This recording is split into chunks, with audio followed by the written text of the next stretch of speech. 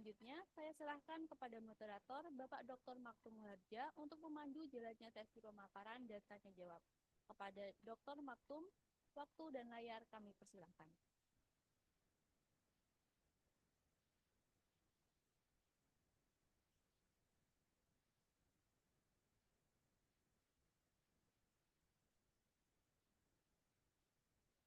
Baik, terima kasih atas kesempatan yang diberikan.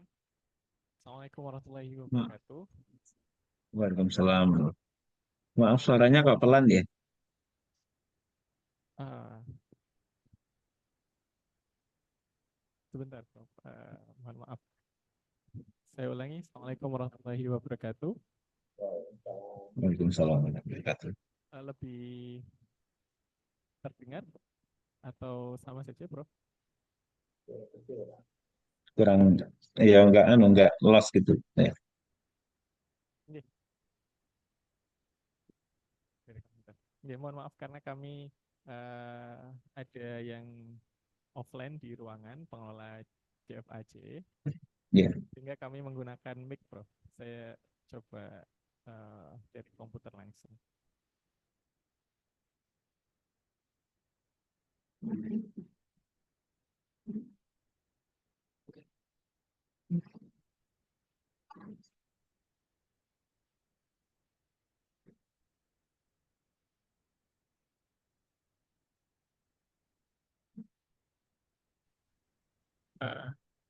Baik, apakah suara saya terdengar dengan baik? Nah, sudah oke.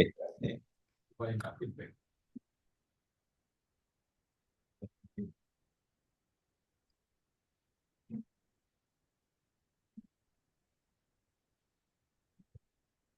Baik, selamat siang Bapak Ibu yang hadir pada Zoom siang hari ini. Terima kasih atas Bapak Ibu yang sudah menyempatkan waktu, dan juga kami sampaikan terima kasih yang sebesar-besarnya pada Prof. Istadi atas berkenannya Prof. Istadi hadir pada sesi kedua materi pengelolaan jurnal ilmiah pada siang hari ini. Sebelum kami mulai, kami ingin menyampaikan bahwa di sini acara ini dilaksanakan secara blended. Ada yang offline, Departemen Teknik Kimia, yaitu pengelola jurnal JFAJE, dan juga Sekretaris Departemen 2, Pak Tantoler Nurtono, Bapak Dr. Tantoler Nurtono. Ada Bu Suci di sini, pengelola jurnal JFAJE, dan juga saya. Bapak Ibu, hari ini kita akan mendapatkan pemaparan dari narasumber kita yang sangat kompeten sekali, yaitu Profesor Dr. Insinyur Istadi, STMT, yang akan membawakan materi berjudul Strategi Pengelolaan Jurnal Ilmiah untuk Mencapai Indeksasi Internasional Bereputasi. Kalau Prof. Istadi kemarin menyebutkan internasionalisasi jurnal. Bagi yang baru hadir pada hari ini, kami izin untuk memperkenalkan Prof. Istadi. Prof. Istadi merupakan guru besar di Departemen Teknik Kimia Universitas Diponegoro. Beliau saat ini menjabat sebagai Kepala UPT Laboratorium Terpadu Undip, serta yang paling relevan dengan tema kita hari ini, tema pelatihan kita hari ini adalah beliau adalah seorang editor-in-chief dari jurnal terindeks Scopus dan Web of Science yang sangat bergengsi, yaitu Bulletin of Chemical Reaction Engineering and Catalyst. Beliau juga menjadi tim pakar akreditasi jurnal nasional atau Arjuna di Kemenristek BRIN dan Kemendikbudristek sejak 2012 hingga 2024 ini. Yang salah satu tim penyusun panduan pengelolaan jurnal itu adalah Prof. Istadi. Tidak berlama-lama, mari kita sambut Prof. Dr. Insinyur Istadi STMT untuk membawakan materi. Prof. Istadi, waktu dan layar kami persilahkan. Terima kasih. Assalamualaikum warahmatullahi wabarakatuh. Selamat siang, salam sejahtera untuk kita semua. Terima kasih ya Pak Dr. Maktum Muharja yang telah eh, memberikan prolog ya terkait dengan kegiatan kita pada hari ini. Jadi kita akan melanjutkan ya, diskusi kita ya tentang pengelolaan jurnal ya. Kalau kemarin kita fokus pada akreditasi jurnal nasional ya. Nah, kemarin kita sosialisasikan beberapa perubahan-perubahan yang terjadi antara pedoman 2021 sama pedoman 2024 yang akan segera berlaku ya. Nah, tentunya pedoman akreditasi jurnal itu disusun arahnya pun juga mengarah kepada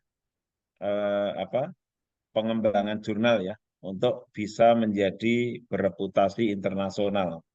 Nah, jadi eh, Arjuna itu ya Arjuna Sinta atau peringkat jurnal itu bisa berfungsi untuk memetakan ya terkait dengan pembinaan jurnal ya tentang kesiapannya ke arah akreditasi ya apakah eh, sudah langsung siap atau perlu perbaikan di bagian mananya. Nah, disitulah sebenarnya gunanya pemeringkatan yang ada di jurnal. Ya. Tentunya jurnal-jurnal yang sudah posisi Sinta 2 atau peringkat 2 itu seharusnya sudah siap ya untuk bisa eh, dia konversi menjadi jurnal internasional. Tentunya harus sesuai dengan kriteria-kriteria jurnal internasional sebagaimana yang dipersyaratkan di pengindeks-pengindeks yang bereputasi ya. Baik, mohon izin saya akan share. Sudah kelihatan ya materi saya? Iya, Prof. Nah, baik. Jadi ya pada hari ini saya akan menyampaikan ya tentang kriteria seleksi jurnal untuk indeksasi di pengindeks internasional yang saat ini yang bereputasi atau yang dua pengindeks besar yang istilahnya ya eh, terkenal gitu kan, yaitu Scopus dan Web of Science ya. Mengapa disebut dengan terkenal tadi ya? Karena database Scopus sama database Web of Science itu kan digunakan untuk pemeringkatan perguruan tinggi ya, seperti THES, kemudian QS itu menggunakan tracking publikasi dan citasinya itu dari database Scopus dan Web of Science.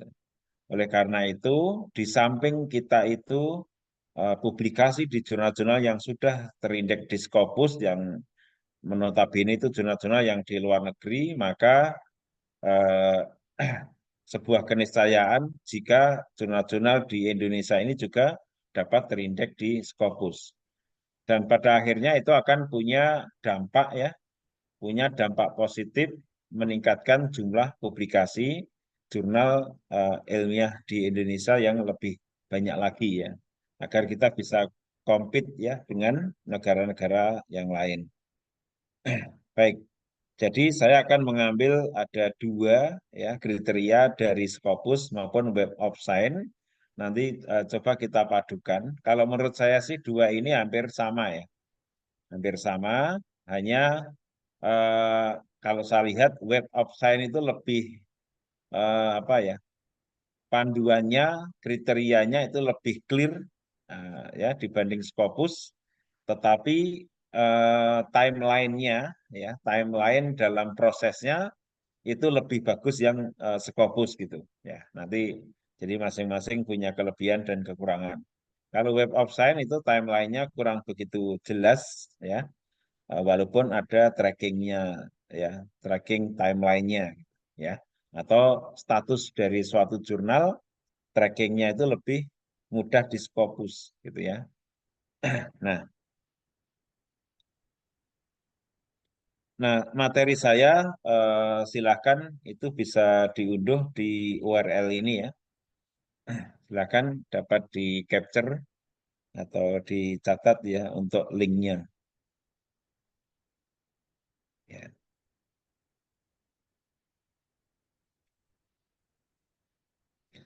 Sudah ya, jadi saya lanjutkan.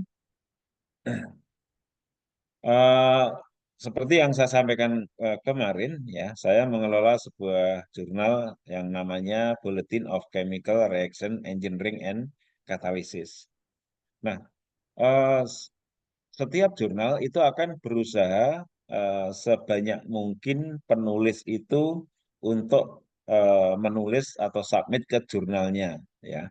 Walaupun nanti juga ada proses screening yang lebih ketat ya di jurnal tersebut, gitu ya. Makanya daya tarik itu bisa dicapai jika jurnal itu salah satunya ya menampilkan reputasi jurnal di halaman websitenya. Contohnya kalau di jurnal BCRC itu ada di sebelah kiri atas ya. Di sini ada tampilan yang berisi apa performan ya, performan dari jurnal BCRC ya. Ada di sebelah kiri atas ya. Ini saya highlight di sini ya. Terdiri dari kuartilnya, kuartil berapa menurut kuartilnya itu menurut SJR, menurut set score atau menurut JCI. Jadi saat ini ada di Scopus sendiri itu ada dua ya, SJR sama set score. Set score itu adalah miliknya Scopus sendiri, sedangkan SJR itu kan miliknya apa namanya company lain ya atau agent lain. Tetapi SJR Simago itu menggunakan database yang ada di Scopus gitu ya. Satu lagi adalah kuartilnya miliknya WOS. Jadi miliknya WOS itu ada dua ya, ada dua. Satu adalah jurnal Citizen Indicator ya. Satu lagi adalah jurnal Impact Factor. Jadi kalau di Impact Factor maupun di eh, DCI, BCRC itu adalah kuartil yang ketiga. Di Impact Factor, BCRC sejak 2022 ya, kalau versi 2022 itu 1,5 ini turun ya menjadi 1,3 ya di tahun 2024 ini. Itu adalah reputasi jurnal perlu ditampilkan di halaman jurnal ya, supaya itu menjadi daya tarik sendiri bagi calon penulis. Kemudian skop dari suatu jurnal juga harus secara jelas ya ditampilkan di dalam websitenya. Jadi harus terbaca dengan jelas ya, tidak terlalu umum ya, tidak terlalu rigid juga ya, tapi eh, apa ya sedang-sedang saja saya kira gitu ya.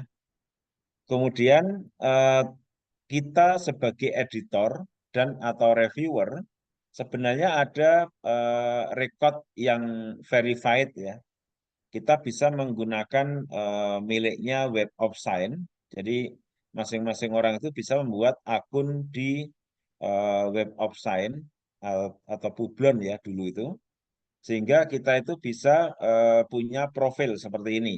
Nah, profil seperti ini kan bisa tampil walaupun tidak anggota atau tidak berlangganan ya. Nah, apa kelebihan dari WOS dibanding Scopus tentang profil ini? Jadi kalau Scopus itu profil penulis itu kan hanya berisi profil publikasi dan citasi saja, ya. Nah, kalau yang di WOS selain publikasi dan citasi juga ada yang namanya track record sebagai editor maupun sebagai reviewer. Jadi kalau verified peer reviews artinya apa? Ini adalah reputasi saya atau performance saya sebagai peer reviewer. Satuannya adalah ini jumlah artikel, ya. Sedangkan verified editor artinya apa? Berarti saya sampai hari ini adalah sudah memutuskan sebanyak 638 artikel dinyatakan diterima atau ditolak. Nah, itu tercatat secara baik di WOS dan ini verified, ya. Jadi ini profil yang bisa dipercaya. Maka kalau ada pertanyaan sih, ya Anda sebagai editor jurnal kah? Gitu kan? Ya, saya sebagai editor jurnal. Apa bukti Anda sebagai eh, apa bukti track record Anda sebagai editor jurnal? Nah, itu bisa menunjukkan profil ini ya, profil di UAS ini bahwa saya sudah melakukan sebagai editor ya memutuskan naskah sebanyak 638. Jadi silahkan nanti para editor jurnal atau reviewer bisa ngelingkan ya akun web of science-nya dengan apa namanya metriknya sebagai peer reviewer maupun sebagai editor. Ya. Kemudian di pedoman akreditasi jurnal Arjuna, baik itu versi 2021 maupun versi 2024, itu sudah tadi saya sampaikan bahwa itu adalah memang didesain untuk bisa mengarah ke jurnal internasional bereputasi. Maka kalau para pengelola jurnal itu berusaha untuk memenuhi nilai-nilai yang tinggi dari beberapa unsur penilaian ini, maka itu bisa sebagai embrio ya untuk bisa dapat terindeks di pengindeks yang bereputasi. Di antara indikator-indikator penilaian yang menunjang ke arah internasionalisasi jurnal atau pengindeksan jurnal di Scopus maupun WOS itu ada di layar ini ya. Jadi ada berapa ini? 1, 2, 3, 4, 5, 6, 7, 8, 9, 10. 10 ya. Di antaranya adalah yang pertama tentang peer reviewer ya atau mitra bestari. Jadi kalau di kriterianya Scopus itu ada namanya International Diversity of Reviewer. Ya, itu eh, digambarkan ya kalau di pedoman Arjuna adalah pelibatan komposisi rekam jejak publikasi asal mitra bestari. Nah, tapi sebenarnya di Scopus itu tidak menilai peer reviewer. Ya, jadi kita hanya menunjukkan saja, tapi sebenarnya Scopus itu tidak concern mencari database reviewer, karena sebenarnya reviewer itu kalau menurut publisher-publisher yang di luar negeri itu adalah tidak ditunjukkan, ya kan? Nah, karena mereka banyak sekali. Ya. Nah, tapi kalau kita jumlahnya mungkin ya belum banyak banget, itu koleksinya bisa ditampilkan ya sebagai bentuk acknowledgement ya. Sehingga itu tetap muncul di OJS ya. Tapi kalau reviewnya cuma ada 5 ya nggak usah dimunculkan gitu kan. Nah, kemudian editorial board ya. Editorial board itu juga harus menunjukkan international diversity of editor. Nah, kalau ini oke ya. Di Scopus mempersyaratkan adanya diversity dari editors ya. Editor itu terdiri dari apa? Editor in chief dan editorial board. Ya, ini harus menunjukkan diversity sama apa namanya komposisi ya itu harus ditunjukkan. Jadi ada nilai 3 dan 5 ya yang terkait dengan diversity dari antar negara ya dari editornya. Atau kalau yang di Mitra Bestari tadi ada 2 ya, 4 dan 6 ya. Kemudian yang sesuai dengan kriteria Scopus juga ada namanya diversitas asal penulis. Jadi itu ada nilai yang paling tinggi adalah 5 atau 6 ya. Yang itu menunjukkan international diversity dari autornya. Nah, yang berikutnya adalah cakupan keilmuan. Jadi cakupan keilmuan itu kalau di kriteria Scopus apa? Kriterianya adalah conformity of article with aim and scope. Jadi yang nomor yang ini ya.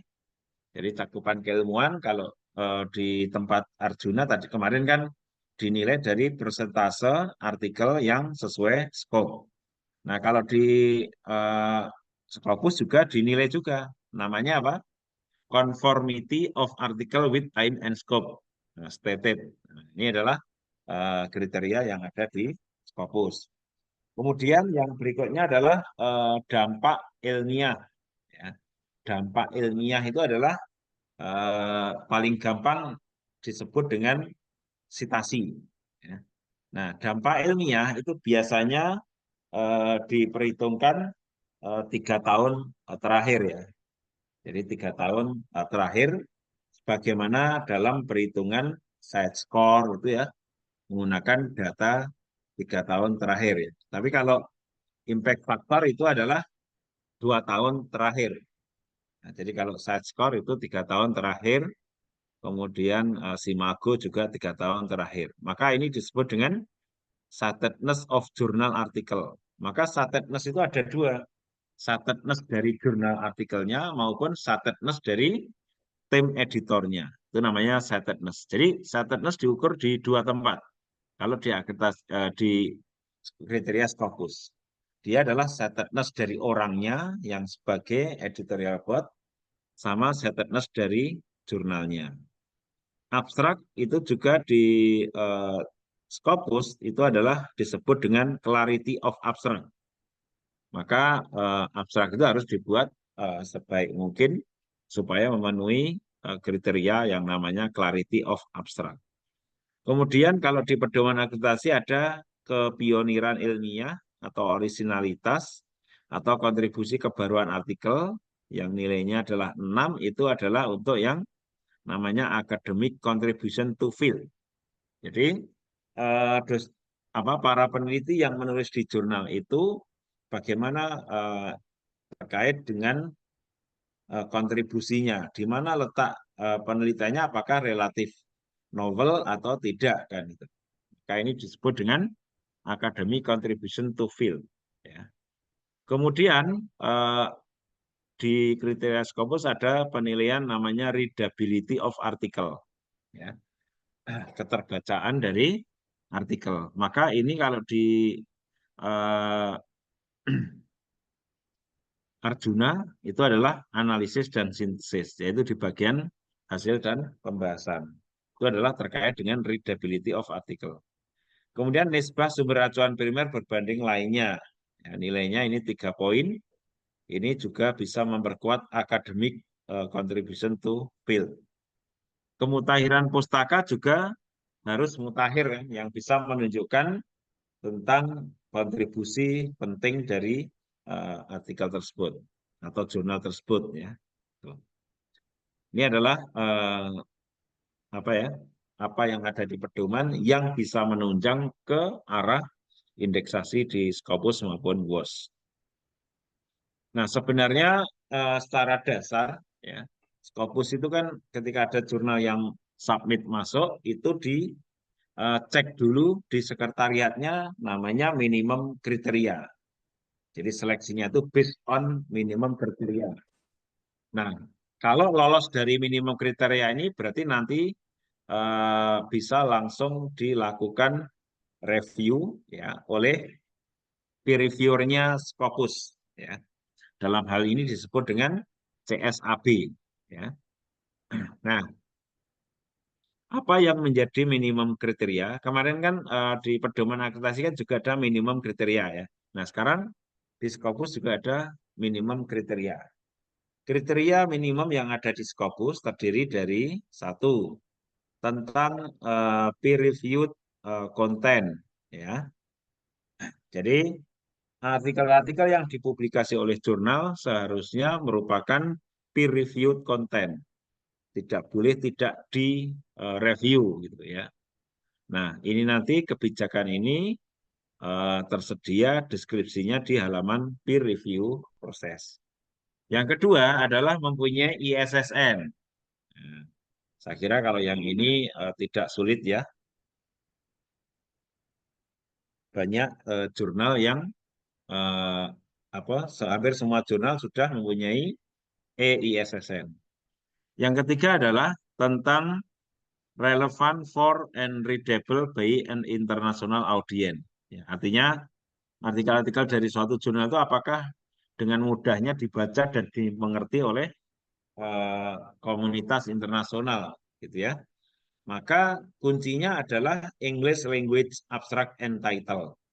Nah, supaya keterbacaannya meluas, maka bahasa paper itu seharusnya adalah bahasa yang universal yang bisa dipahami oleh banyak negara. Di antaranya adalah tentang English Language Abstract. Jadi abstraknya bisa at least itu ya menggunakan bahasa Inggris.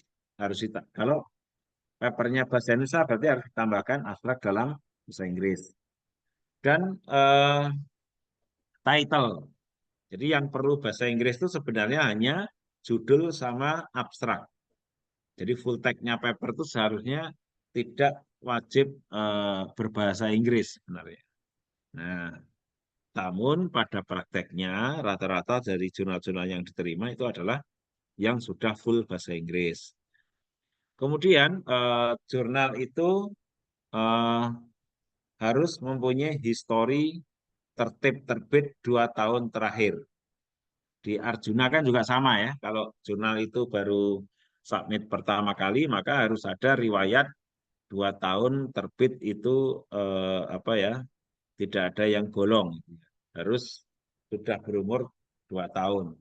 Jadi kalau suatu jurnal sudah umurnya 3 tahun, maka dia bisa atau eligible untuk mendaftar.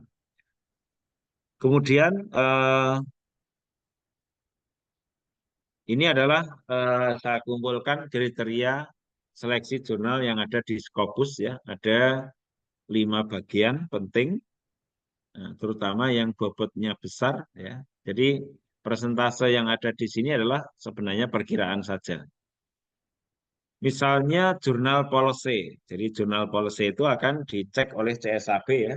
Apakah konsep pemrosesan artikel di jurnal ini sesuai atau tidak sesuai, ya kan?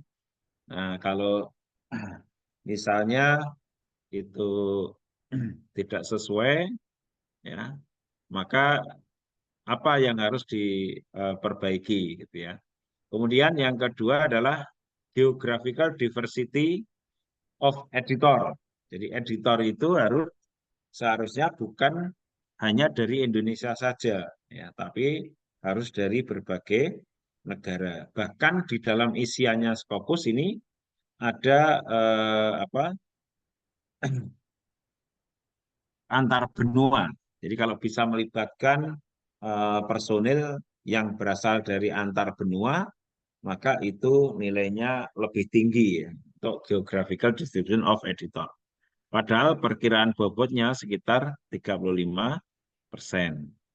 Yang ketiga adalah geographical distribution of author. Jadi penulisnya itu seharusnya ya dari berbagai negara dan berbagai benua, ya. Nah, cuma kadang-kadang pengelola jurnal itu kan susah untuk mendapatkan paper-paper yang dari Amerika ya dalam bidang-bidang ilmu tertentu. Kemudian ada yang dari Jepangnya lebih mudah dibanding negara lain. Jadi itu yang menjadi pokok ya dari jurnal policy. Jadi editorial konsep atau policy-nya. Jadi editorial kan harus punya prinsip. Misalnya apakah itu harus punya ini ya konsep itu artinya kebijakan. Kebijakan jurnal terkait substansi isi misalnya ya wajib ini. Nah, itu ditaati atau enggak. Maka CSAP akan lihat sampel papernya. Sampel paper dilihat, loh ini editorial konsep policy-nya muluk-muluk misalnya gitu kan. Ketat banget, tapi nyatanya artikel seperti ini kok bisa lolos. Nah, berarti kalau seperti itu, editor tidak menjaga konsepnya dengan baik. Kemudian reference in Roman script. Kalau misalnya kampus UIN misalnya gitu ya, kan ada yang membuat artikel itu dalam bahasa Arab misalnya. Nah, kalau artikelnya itu dalam huruf Arab, bukan huruf Latin, maka itu harus ditransliterasi ya, supaya referen itu juga berbahasa Inggris dan tulisannya pun pakai huruf yang biasa kita pakai. Jadi namanya Roman script ya. Kemudian ada English language abstract ya itu harus grammarnya harus oke ya. Khusus untuk abstrak grammarnya harus absolut mutlak benar ya. Kemudian peer review proses. Ini kebijakan tentang peer review proses itu juga harus ada. Kemudian yang di level kedua itu adalah tadi citedness ya. Citedness itu adalah jumlah citasi terhadap suatu jurnal. Nah, citedness bobotnya sekitar 25% itu adalah menurut Scopus ada dua. Jadi citasinya jurnal itu sendiri dan citasi dari editornya. Artinya personil-personil yang ada di tim editor itu apakah mempunyai standing yang bagus. Misalnya dia H-indeksnya ada yang 15, ada yang 22, ada yang 25, misalnya gitu kan. Itu namanya citedness of editor. Manakala suatu jurnal submit ke Scopus, sementara editor-editornya itu belum menunjukkan performan yang bagus ya, maka ya belum bisa seharusnya. Kemudian citasi dari jurnalnya sendiri itu bisa di-tracking dari database Scopus. Ya. Kemudian yang level yang ketiga adalah konten. Tentunya konten itu adalah konten dari artikelnya.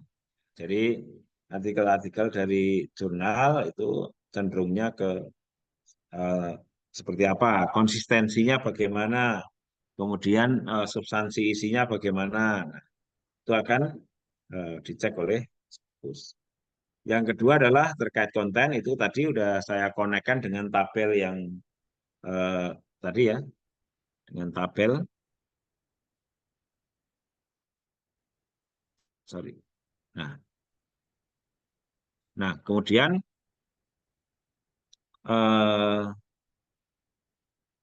terkait dengan konten ya, jadi itu artikelnya, substansinya. Terdiri dari apa? Dari clarity of abstract, kemudian conformity of article with journal aim and scope, ya, kemudian readability. Tadi udah saya gambarkan ya di pedoman yang baru ini, kira-kira membantu berapa persen untuk internasionalisasi jurnal tadi. Ya. Kemudian yang lainnya ini kecil-kecil nilainya, namun ini bisa mempengaruhi persepsi. Contohnya adalah tentang regularity. Apakah bulannya pasti, gitu ya, terbitnya? Kalau itu terlalu lama, ya, nanti berarti regularity-nya kan nggak bagus, ya. Sehingga ada nomor terbitan yang kurang. Maka dalam mematok apakah artikel ini adalah di volume 1 nomor 1 atau enggak, itu seharusnya dua apa ya? Maksudnya tidak ada yang terlambat terbit misalnya gitu ya. Itu namanya regularity. Jadi kalau terbukti ada yang terlambat terbit, maka itu akan menjadi persepsi negatif walaupun bobotnya hanya 10%. Kemudian online availability. Jadi ketersediaan full text-nya, kemudian English-nya bagus atau tidak, quality of journal homepage ini akan dinilai sebesar 10%. Ya, jadi selain bahasa, maka juga full text-nya apakah open access atau tidak, kan gitu kan. Nah, kemudian masalah grammar-nya. Jumlah artikel yang diterbitkan per tahun, ya, sebenarnya itu punya efek positif terhadap citasi sebenarnya. Karena semakin banyak artikel yang dipublikasi, semakin banyak pula berpotensi citasi. Namun demikian, perkembangan seperti ini adalah tidak kadang-kadang tidak menarik juga gitu ya. Karena sudah banyak artikelnya tapi citasinya kok masih rendah gitu. Artinya kualitas artikelnya memang tidak kebetulan tidak banyak dibutuhkan atau kurang bagus kan gitu ya. Jumlah artikel yang ditulis oleh penulis kolaborasi antar negara itu menjadi prioritas. Itu namanya academic contribution to field. Jadi kalau ada artikel-artikel yang ditulis rombongan ya, kolaborasi antar negara, maka seharusnya itu kita prioritaskan ya dalam rangka untuk bisa terindeks di Scopus. Ya. Tapi idealnya ya memang harus urutkan itu. Kemudian WOS, ya, kalau kriterianya WOS apa? Kalau ini tadi kan kriterianya Scopus, jadi journal policy, citedness, ya, konten, online availability, sama regularity. Sekarang kalau yang WOS, nah, WOS itu ada 24 quality kriteria ditambah dengan 4 impact kriteria. Jadi total itu sebenarnya ada 28. Hanya saja 24 quality kriteria ini adalah nanti nanti kita jabarkan ya di belakang tentang detailnya. Nah, jurnal-jurnal yang sudah memenuhi 24 quality kriteria, maka itu nanti akan masuk di database Emerging Source Citizen Index atau ESCI. Nah, ini kalau sudah masuk ke situ berarti nanti akan dapat impact factor. Ya, jadi dulu tidak semudah ini. Impact factor itu adalah tidak berdasarkan seperti itu. Maka 24 ini adalah kalau ini lolos berarti nanti akan dapat impact factor dan masuknya ke database yang namanya ESCI. Ya. Kemudian jurnal yang memenuhi 4 kriteria tambahan yang ini, maka nanti dia berhak untuk diindeks di Science Citizen Index Expanded atau SCIE. Atau di, kalau dia ilmunya ilmu sosial, berarti di Social Science Citizen Index atau SSCI. Atau di Art and Humanities itu ada AHCI. Maka ini adalah sebagai endingnya kan. Nah, kalau tidak lolos ini ya nanti tetap ada di ESCI tapi tetap sudah punya impact factor juga. Ini adalah timeline yang ada di Scopus dan pengelola jurnal itu diberikan URL trackingnya. Ya, jadi URL yang spesifik untuk trackingnya. Sehingga untuk pemrosesan dari jurnalnya yang tersebut, dia berada di posisi apa, ya, apakah sudah siap untuk diputuskan atau masih di CSAB, maka itu bisa dilihat di statusnya timeline. Ya. Kemudian WOS itu kriterianya lebih detail seperti ini ya, lebih detail. Nah kalau yang tadi Scopus kan cuma gini aja, cuma gini. Nah kalau yang WOS itu adalah seperti ini. Jadi ada quality kriteria. Tadi berapa quality kriteria? Ada 24. kriterianya 24 ya. 24 quality kriteria yang ada di sini. Ini kalau dijumlahkan 24 ya.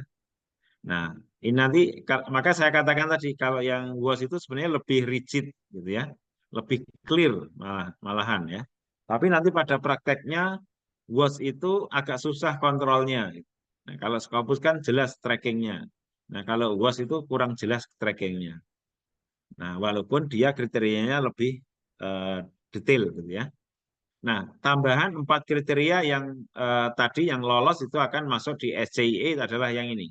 Jadi ada comparative citizen analysis, ada author citizen analysis, ada EBM citizen analysis, dan ada konten signifikan. Nah, kalau yang quality kriteria itu ada embargo 2 tahun ya. Jadi kalau yang ini masing-masing ini, oh ini ada yang nggak ada embargo. Jadi kalau yang ini misalnya ini tidak memenuhi, maka begitu diperbaiki langsung submit lagi.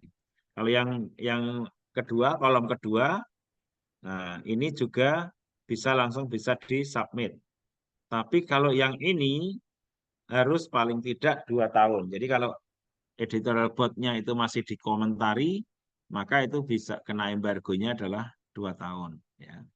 Kalau Scopus lebih parah lagi gitu kan. Ada yang 4 tahun, ada yang 6 bulan, ya ada yang 1 tahun, ada yang 2 tahun, ada yang 5 tahun, ada yang 4 tahun ya.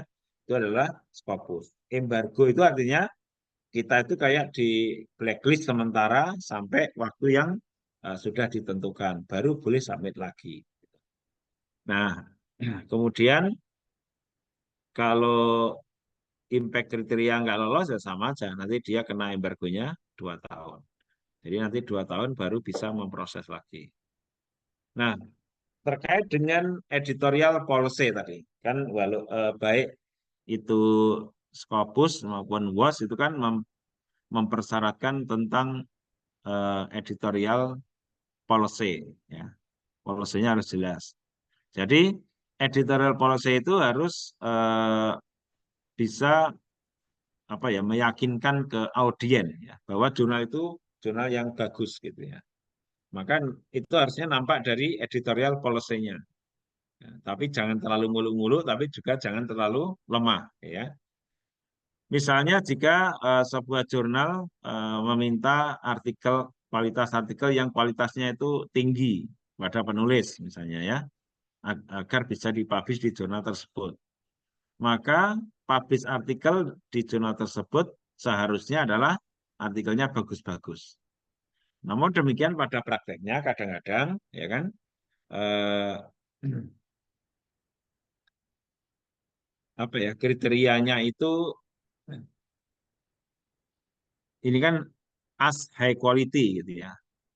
Di jurnal itu polosenya artikel yang masuk dinyatakan itu kan hanya artikel-artikel yang paling bagus saja yang bisa publish di jurnal ini misalnya. Nah, pada kenyataannya CSP ketika melihat-lihat artikel, loh, artikel seperti ini kok bisa masuk ke jurnal ini ya. Nah, artinya kalau terjadi seperti itu berarti editor itu tidak bisa menjaga kualitas konsistensi kualitas artikel. Nah, nanti akhirnya oleh CSAP akan dikomentari seperti itu yang membuat itu nanti menjadi diembargo gitu. Yang kedua adalah journal should only publish peer-reviewed content. Nah, walaupun semua artikel walaupun jelek pun sekarang bisa di peer-reviewed ya. Nah, tapi kenapa yang kualitas artikelnya rendah ya, kok tetap bisa lolos ke jurnal itu? Lah itu yang dipertanyakan CSAB ya. Berarti kalau terjadi kasus seperti itu, maka CSAB akan punya asumsi bahwa editor tidak menjaga editorial policy ya. Ada juga yang ditolak oleh CSAB karena to spread quality artikel. Jadi artikel yang bagus banget ada, artikel yang jelek banget ada, gitu kan? Jadi terlalu melebar. Seharusnya kan konsisten cukup bagus, bagus gitu kan. Nah, atau sangat bagus kan itu harusnya. Nah, kalau dia spread, ya misalnya ada yang jelek banget, ada yang bagus banget, nah di situ maka itu bisa eh, ditolak ya dengan alasan CSAB-nya adalah mengasumsikan bahwa editor tidak menjaga editorial policy. Maka convincing editorial policy ini penting. Jadi kalau di Scopus tadi ada di sini ya, namanya editorial concept atau policy ya. Kemudian nah di sini kalau di WOS itu ada di sini ya, namanya present of peer review policy. Nah, kalau yang di Scopus tadi di editorial concept of policy ya, itu. Kemudian tadi ada kriteria yang namanya geographical diversity of editor. Nah, kalau kita bicara jurnal nasional, berarti kan geographical diversity-nya adalah nasional. Jadi antar pulau misalnya, itu namanya geographical. Kalau hanya antar provinsi di Jawa Tengah, namanya bukan geographical. Gitu kan. Nah, kalau di Scopus yang dimaksud geo itu adalah antar benua, not only uh, antar negara. Itu. Sehingga tim editor itu penting, ya, penting uh, untuk meyakinkan ke CSAB bahwa orang-orang yang top di dalam editor robot itu memang mereka konsisten menjaga mutu dari suatu jurnal gitu ya. Kemudian nama-nama yang ada di editorial team. Nah, ini juga tidak sembarangan. Ya, jadi memang tidak ada aturan khusus ya tentang susunan editorial team. Ya, tapi di pedoman Arjuna itu sudah disepakati oleh asesor tentang istilah-istilah ini ya. Misalnya ketua editor itu adalah namanya editor in chief. Ya. Kemudian ada associate editor, ya. Kemudian atau section editor atau co-editor. Jadi ini kalau di pendaftaran Scopus itu nanti itu diisikan di main handling editor. Ya. Nanti di bagian akhir dari slide saya ini ada panduan submit ke Scopus ya. Nanti tapi tidak akan saya sampaikan. Nah, saya hanya saya lampirkan aja. Nah, Di situ ada isian, ya, ketika daftar ke Scopus itu namanya main handling editor. Jadi main handling editor itu bukan editor in chief-nya dan juga bukan editorial board. Ya, maka kalau di sistem perjurnalan kita, dari mana main handling editor itu? Ya dari associate editor, section editor, co-editor. Tapi juga tidak boleh main handling editor itu adalah tim teknisnya atau admin teknisnya jurnal, itu tidak boleh juga. Maka ini adalah pakar, ya, tentunya reputasinya sebaiknya lebih rendah dari editor in chief gitu ya. Atau kalau pakai urutan high index ya monggo yang lain gitu. Nah, baru kemudian namanya dewan editor atau editorial board. Ada yang menyebut editorial board, ada yang menyebut international editorial board, ada yang menyebut editorial committee member, dan ada juga yang menyebut editorial advisory board. Hanya saja kita tidak boleh memilah-milahkan antara editorial board dari Indonesia dan dari luar Indonesia. Jadi semuanya disebut dengan international editorial board, baik dari Indonesia maupun dari internasional. Sementara ada staf-staf teknis lain, misalnya editor teknis, ya, dan tim TI-nya, nah, itu tidak harus pakar. Kalau yang harus pakar adalah yang tiga ini. Jadi ketua editor, associate editor, sama dewan editor. Maka tolong nanti jurnalnya dilihat lagi apakah sudah sesuai dengan konsep ini atau belum. Nah, kalau di Scopus ya, saya dulu dapat apa ya, wejangan ya, dari Scopus itu caranya seperti ini, cara rekrutmennya ya. Maka namanya best practice ya. Artinya ini bukan aturan dan juga bukan prosedur ya, tetapi ini adalah best practice. Jadi ada dua sumber yang bisa kita pakai untuk mencari peer reviewer ya, maupun editorial board. Yang pertama adalah potensial author. Jadi kalau di jurnal kita itu ada penulis-penulis yang H-index-nya tinggi-tinggi, itu bisa berpotensi dijadikan reviewer. Apalagi topiknya kebetulan sama persis, misalnya gitu kan. Kalau enggak ya mirip-mirip itu enggak apa-apa. Maka potensial author itu bisa kita invite menjadi apa, peer reviewer dulu, ya. Jadi penulis yang bagus nanti direkrut menjadi peer reviewer. Kemudian nanti ada sumber yang lainnya adalah mencari dari database-nya Scopus, ya, mencari dari database-nya Scopus. Ya, kalau ini kan dari penulis, kalau ini adalah potensial reviewer itu di database Scopus. Nah, saran saya jangan yang H-index-nya tinggi-tinggi yang ditugaskan, ya. Tapi yang H-index-nya misalnya kurang-kurang dari 15 gitu ya. Kalau tinggi-tinggi biasanya udah menuju ke profesor yang sudah sibuk gitu kan. Nah, itu agak susah. Tapi kalau yang kurang dari 15 itu biasanya maksimal dia biasanya postdoc atau mungkin dia ada dokter tapi belum profesor. Itu biasanya lebih potensi. Nah, jadi ada dua sumber ya. Kalau di jurnal ilmiah di Elsevier ada satu lagi, calon reviewer itu adalah mana dia melihatnya dari daftar pustaka. Dari daftar pustaka itu mana yang paling tulisan yang paling banyak dirujuk di paper itu. Misalnya sebuah artikel itu banyak ada sebuah artikel yang daftar pustakanya itu mengarah ke artikel saya sejumlah 5 artikel misalnya. Berarti karena saya ada 5 artikel disitasi oleh jurnal itu, berarti saya berpotensi menjadi reviewer di jurnal itu. Nah, itu salah satu jurnal di Elsevier dulu mensyaratkan salah satu reviewer yang disuggestkan itu dari penulis yang paling banyak disitasi. Nah, peer reviewer yang nanti sudah ada peer reviewer yang rajin, ada yang nggak rajin gitu ya. Maksudnya rajin itu kan bisa dari frekuensinya, ya, bisa dari kualitas komentarnya gitu ya. Maka kalau reviewer yang bagus kualitas komentarnya dan dia rajin gitu ya, misalnya sebulan sekali dia posting review gitu, maka dia berpotensi untuk diundang menjadi editorial board. Ya. nanti editorial board itu yang bagus, yang punya komitmen luar biasa, bisa diundang menjadi associate editor.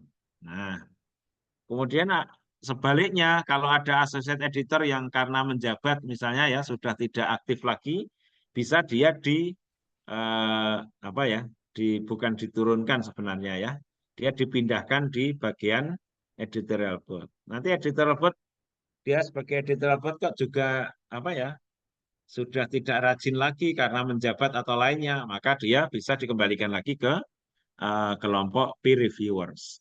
Seperti itu. Ini adalah saran-saran yang disampaikan oleh dulu narasumber yang dari Scopus gitu ya. Kemudian tadi ada juga kriteria namanya geographical diversity of author. Jadi geographical itu kan berarti tadi antar pulau, antar benua kan gitu kan. Nah, artikel itu juga di setiap nomor terbitannya itu harus menunjukkan diversity autornya. Ini yang mungkin sulit ya. Bagi jurnal-jurnal yang belum terindeks di Scopus ini mungkin sulit.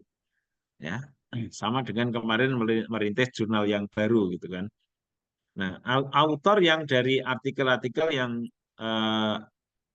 dari berbagai negara, jadi satu nomor terbitan berikutnya lagi itu menunjukkan international diversity yang bagus, maka itu berpotensi untuk dapat diindeks di Scopus. Ya. Sekarang tinggal jumlahnya, ya, jumlah artikel yang apa ya dari luar negeri sama yang dari dalam negeri, tinggal nanti komposisinya seberapa. Nah, tapi kalau Scopus ditanya mau berapa persen sih? Nah, dia juga nggak menjawab juga gitu. Artinya harus ada persepsi bahwa oh ini cukuplah untuk menjadi jurnal internasional karena penulisnya ada dari 5 negara, mungkin ada yang dari 3 negara misalnya gitu kan. Nah, saran saya prioritaskan pada artikel-artikel yang ditulis kolaborasi antar negara atau antar benua. Jadi kalau ada paper yang submit ke jurnal kita, kemudian ternyata penulisnya itu kolaborasi antar negara. Misalnya Malaysia dengan Indonesia, atau Malaysia, Indonesia, dan Cina gitu, maka itu harusnya diprioritaskan. Ya, artinya dikejar terus penulisnya ya, sampai kualitasnya itu bagus gitu. Ya. Jadi kalau yang seperti ini kalau bisa jangan di-reject, tapi diperbaiki sampai memenuhi batas kriteria minimal. Gitu ya. Sehingga international diversity ini ditunjukkan oleh jurnal di setiap nomor terbitan. Ya. Kualitas artikel jurnal yang dipublikasi harus konsisten baik. Jadi tadi kan ketika ada tulisan dari luar negeri harusnya kita prioritaskan gitu kan. Tetapi harus dilihat juga dari kualitas artikelnya. Misalnya setelah dikomentari perbaikannya kok tidak memenuhi kriteria minimal, misalnya gitu kan. Berarti kan walaupun tadi tulisannya dari luar negeri kan tetap kita lakukan penolakan atau rejection. Gitu ya. Karena novelty, scientific merit itu menjadi sesuatu yang penting. Walaupun tadi sudah penulisnya dari berbagai negara. Tapi selama itu penulisnya bisa memenuhi, walaupun sampai revisi berkali-kali, seharusnya itu bisa diterima. Usahakan full text artikel dalam bahasa Inggris agar menjadi readable bagi pembaca global. Nah, dan menunjukkan internationality-nya. Walaupun di Scopus itu tidak mensyaratkan full text-nya dalam bahasa Inggris. Yang harus dalam bahasa Inggris adalah judul sama abstrak. Itu wajib bahasa Inggris. Nah, kalau WOS, dia lebih strict ya tentang full text bahasa Inggris. Jadi kalau dia mungkin kalau ada jurnal artikel-artikelnya masih berbahasa Indonesia, mungkin dia tidak mau walaupun abstraknya sama judulnya itu sudah berbahasa Inggris. Jadi kalau masalah bahasa, WOS itu lebih strict dibandingkan Scopus. Dan tidak wajib full text-nya dalam bahasa Inggris semua. Namun faktanya tidak banyak jurnal yang papernya berbahasa Indonesia tapi diterima oleh Scopus. Itu setahu saya baru ada satu jurnal ya di IPB. Ya. Jurnalnya pakai bahasa Indonesia full text-nya, tapi dia dapat terindeks di Scopus. Ya. Kemudian jumlah artikel yang cukup banyak diterbitkan per tahunnya, ya, tapi jangan terlalu ya. Kalau banyak itu jangan terlalu banyak, tapi cukup banyak. Itu dikombinasikan dengan geographical diversity asal penulis. Misalnya bisa antar negara gitu kan, atau antar benua. Maka itu menjadi kekuatan tersendiri. Ya, dan salah satu kartu truf untuk penilaian oleh CSAB. Nah, jadi jumlah artikelnya harus tidak boleh sedikit. Kalau terlalu sedikit pasti ditolak, ya, karena tidak berpotensi sitasi. Artikel yang banyak itu biasanya berpotensi untuk peningkatan sitasi. Nah, banyak jurnal-jurnal yang ditolak oleh Scopus, komentarnya adalah jumlah artikelnya per tahun terlalu sedikit. Jadi kalau 20 ke bawah itu masih dianggap terlalu sedikit, ya. Jadi berbeda, ya. Kalau rata-rata kalau memenuhi syarat minimal akreditasi kan itu 5 artikel per terbitan setahun, berarti ada 10. Maka itu sangat tidak cukup ya untuk bisa diindeks di Scopus, ya. Kemudian Scopus akan concern ya ini ya jumlah artikel yang diterbitkan per tahun, ya. Kemudian tips meningkatkan geographical diversity of author. Jadi ini mungkin sama dengan yang kemarin ya. Ketika suatu jurnal itu pertama kali merintis jurnal internasional, bagaimana kita bisa dapat tulisan dari luar? Nah, kalau dulu BCRC itu kan karena nasibnya, ya nasibnya itu BCRC tidak pernah mencetak, sehingga dulu tidak diakui di Indonesia, ya kan? Nah, maka yang mengisi orang-orang luar negeri. Nah, itu menjadi berkah sebenarnya. Nah, sekarang kalau yang sekarang gimana? Nah, kunci penting untuk meningkatkan geographical diversity author adalah dengan cara diseminasi. Bagaimana orang Itali sana mengenal jurnal kita, kalau kita tidak pernah mengenalkan ke sosial media, ke Twitter gitu, ya. Maka diseminasi itu menjadi ilmu sendiri, ya. Penggantinya zaman dulu jurnal cetak kan harus diedarkan, namanya mengejar oplah. Nah, kalau sekarang tidak pakai oplah lagi gitu ya. Tapi seberapa besar penyebaran jurnal atau diseminasi jurnal. Nah, media itu ada banyak sekarang ya, ada media Twitter atau X ya, kemudian ada Facebook, ada Instagram ya. Nah, itu perlu dimanfaatkan. Jadi bukan di grup WA misalnya. Grup WA-nya kalau itu sesuai bidang ilmunya nggak masalah, tapi kalau grup WA yang umum terus kita promosikan jurnal kita, maka mungkin tidak menyasar. Ya, misalnya ada HKI, Himpunan Kimia Indonesia, gitu kan? Kalau di teknik kimia itu kan ada namanya apa? BKK, PII, ya. Kemudian ada apa lagi? Aptek, Aptekindo ya, Aptekindo. Nah, itu harusnya yang di situ gitu kan. Kalau Aptekindo kan isinya pimpinan-pimpinan ya, yang BKKPI ya mungkin ya. Nah, jadi jurnal-jurnal yang terkait dengan teknik kimia harusnya disebarkan di situ. Tapi juga WA itu tidak menjadi utama karena komunitas WA itu tidak mesti semuanya orang-orang yang pembuat paper gitu. Nah, maka yang seringnya yang pembuat paper itu adalah di Twitter malahan gitu ya. Atau X sekarang. Nah, saya sekarang menggunakan media Twitter untuk diseminasi dari jurnal saya ke seluruh dunia ya. Ada juga yang menggunakan metode call for paper. Jadi gambling ya, satu persatu potensial author bisa dari database Scopus misalnya ya, itu kita kirimi satu-satu ya untuk kita kenalkan jurnal kita dan silahkan submit ke jurnal kita misalnya gitu. Namun cara ini juga masih kurang begitu efektif ya untuk mungkin bisa pakai jalur ini ya networking ya misalnya sebenarnya kan jurnal promosi di conference juga tidak masalah sebenarnya ya. Tuh. Kemudian konten signifikan. Nah, ini terkait konten kemarin kalau di Arjuna itu kan sudah 60% ya. 60% itu adalah substansi, 40% adalah manajemen. Maka kalau suatu jurnal itu sudah masuk ke Sinta 2 atau Sinta 1 tanpa terindeks Scopus, berarti dia sebenarnya harusnya sudah bisa diindeks oleh Scopus. Namun kadang-kadang Scopus itu ya tidak mau begitu. Kan saya sampaikan ke Scopus pernah ya di acara di Bali itu.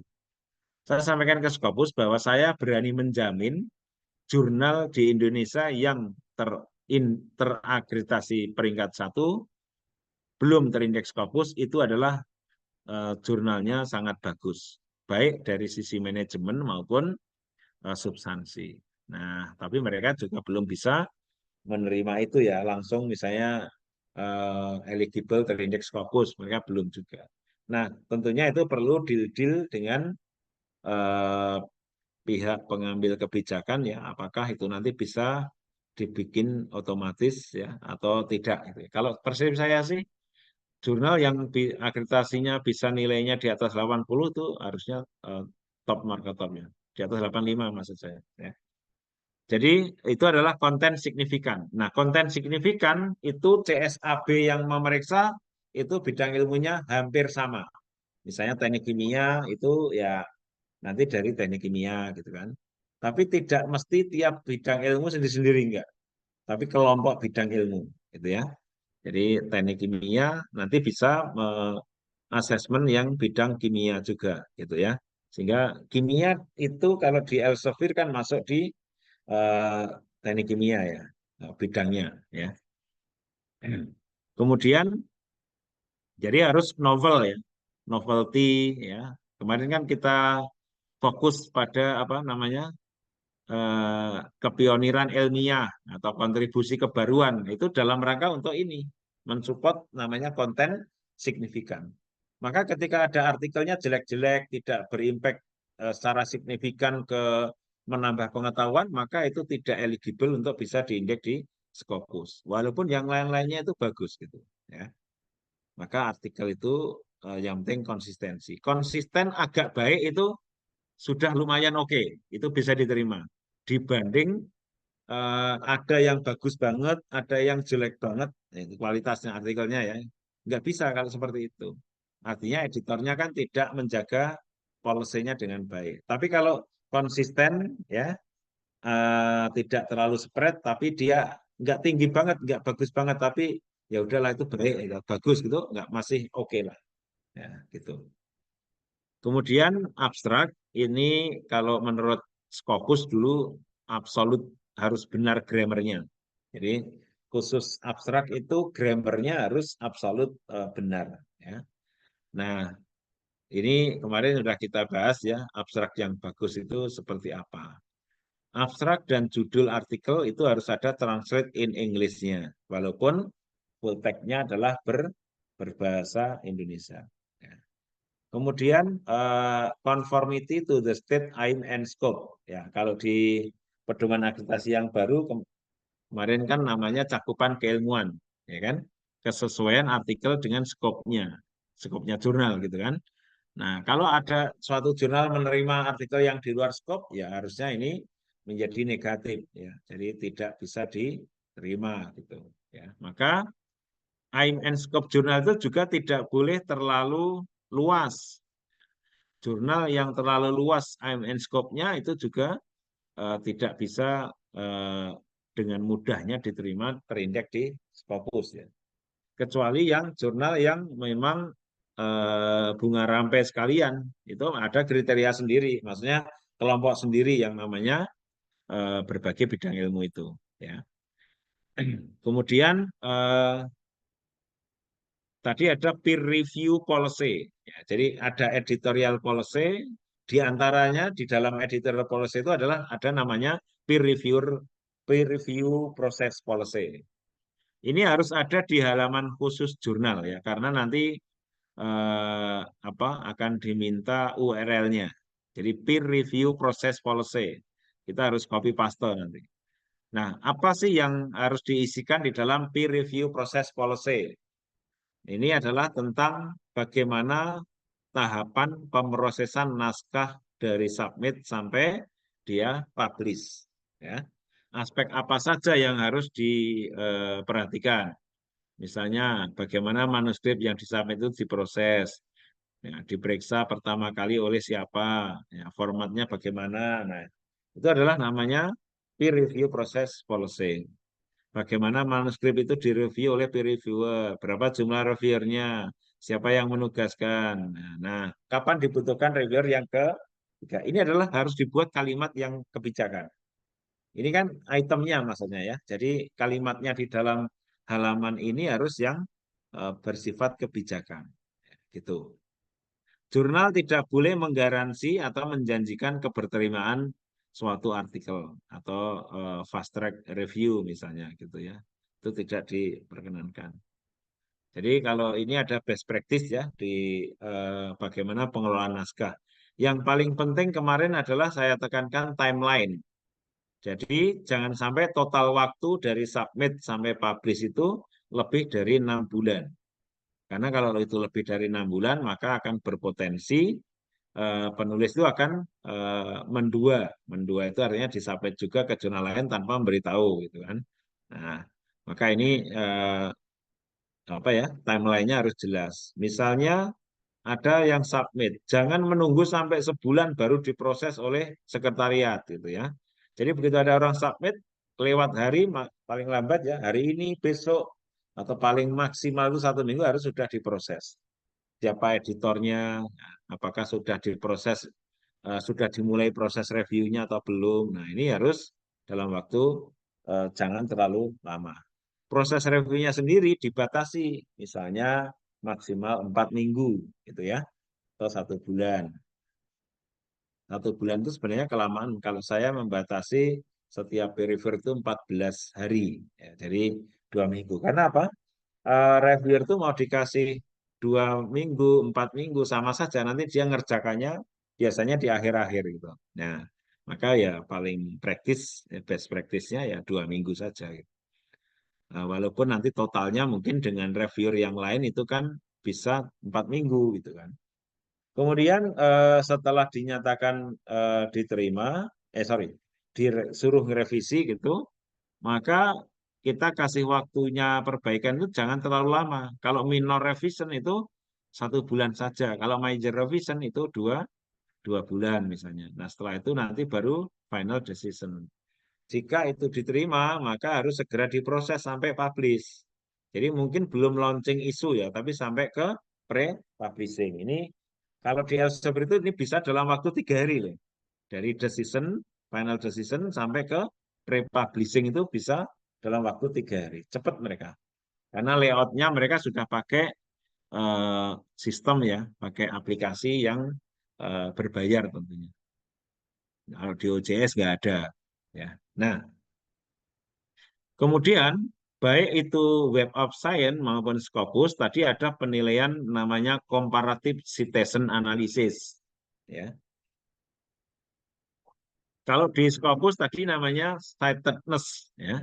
Citedness itu antara citedness-nya jurnal sama citedness-nya Scopus. Ya kan? Nah, kalau citednya jurnal bagaimana? Nah, misalnya ya saya JFAC misalnya sudah ada citasi katakan 30 citasi misalnya gitu ya. Artinya JFAC sudah citasi oleh 30 artikel di jurnal yang sudah terindeks Scopus misalnya. Nah, apakah itu cukup atau belum gitu kan? Nah, Scopus itu tidak punya angka pasti. Nah, terus gimana komparasinya? Komparasinya adalah dengan kelompok bidang ilmu. Misalnya, jadi dia in the respected discipline atau subject field. Jadi, misalnya JFAC masuk Scopus, didaftarkan di Scopus. Bagaimana CSAB akan ngecek citasinya? Misalnya citasinya tadi 30. Setelah CSAB ngecek, ternyata di subject field teknik kimia itu citasinya cenderung tinggi-tinggi. Jadi kalau 30 citasi per akumulatif ya, akumulatif, maka itu masih dianggap belum tinggi. Nah, jadi ada juga teknik kimia, kan ada jurnalnya teknik kimia Undip, yang ditolak ya, yang reaktor itu citasinya padahal udah 400-an. Tapi gara-gara ada kualitas artikelnya yang terlalu spread tadi, maka itu menjadi ditolak. Jadi citasi yang luar biasa 400 itu tidak menjadi kartu truf, ya kan? Karena kartu trufnya hanya itu saja, hanya citasi saja, yang lainnya enggak. Maka kalau feeling saya, kartu truf itu minimal 2 item. Kalau hanya dari kelebihan di satu item, tidak cukup untuk bisa dapat terindeks. Ya. Kemudian ada predicted set score. Jadi kalau di database Scopus kita bisa menggunakan namanya secondary document untuk memprediksi berapa jumlah citasi yang didapat dari artikel jurnal lain yang sudah terindeks di Scopus. Ya. Nah ini di Scopus maupun Web of Science itu pembandingan dengan jurnal yang sudah ada tentang tren citasinya itu semuanya dipertimbangkan. Ya. Kemudian setedness dari editor. Nah, ini baik Scopus maupun Web of Science juga sama. Mereka memeriksa masing-masing personil yang ada di editorial board itu apakah standingnya bagus atau tidak. Ya, reputasinya bagus atau tidak. Dari mana? Ya dari citasinya, gitu kan. Nah, namanya itu setedness analysis of editor. Ya, jadi di WOS maupun Scopus akan memeriksa itu, gitu ya. Oke. Kemudian ini khusus WOS, ya. Namanya author citation analysis. Nah, kalau di Scopus penulisnya, walaupun penulisnya newbie itu tidak menjadi permasalahan. Kalau kita lihat dari kriterianya ya. Tapi kalau yang WOS, setedness itu ada satu lagi, ya, namanya author. Ya, kalau Scopus tadi kan hanya setedness jurnalnya sama setedness editornya. Kalau WOS gimana? Ditambahi satu lagi, namanya author citation analysis atau setedness of author.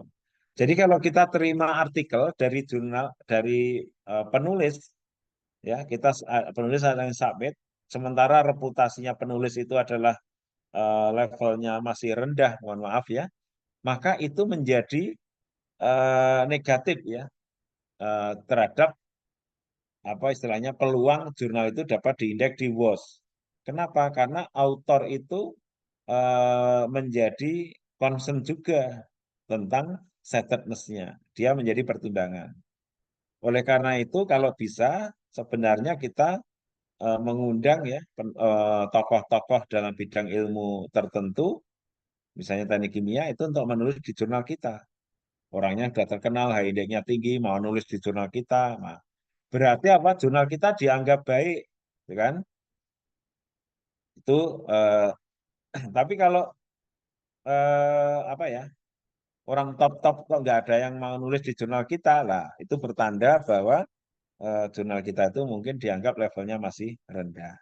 Oleh karena itu ada author citation analysis. Ini kalau WOS strict itu ya. Kemudian WOS yang lainnya ini ada ISSN, ada jurnal title. Nah, kalau jurnal title akan diperiksa oleh CSAB-nya WOS ya, itu tentang kesesuaiannya dengan ISSN. Apakah namanya sama atau tidak sama dengan yang di ISSN. Yang kedua, apakah namanya nama pasaran atau tidak? Itu kalau Scopus ya.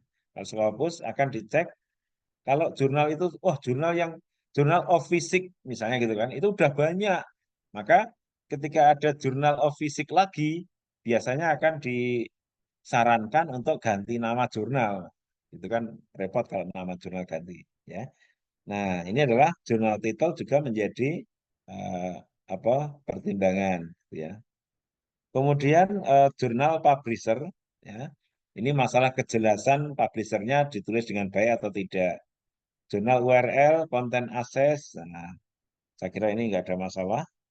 Nah, ini tadi yang peer review policy-nya WOS. Ya, kalau tadi kan Scopus juga meminta ya, tadi ada peer review proses policy, kalau WOS juga meminta.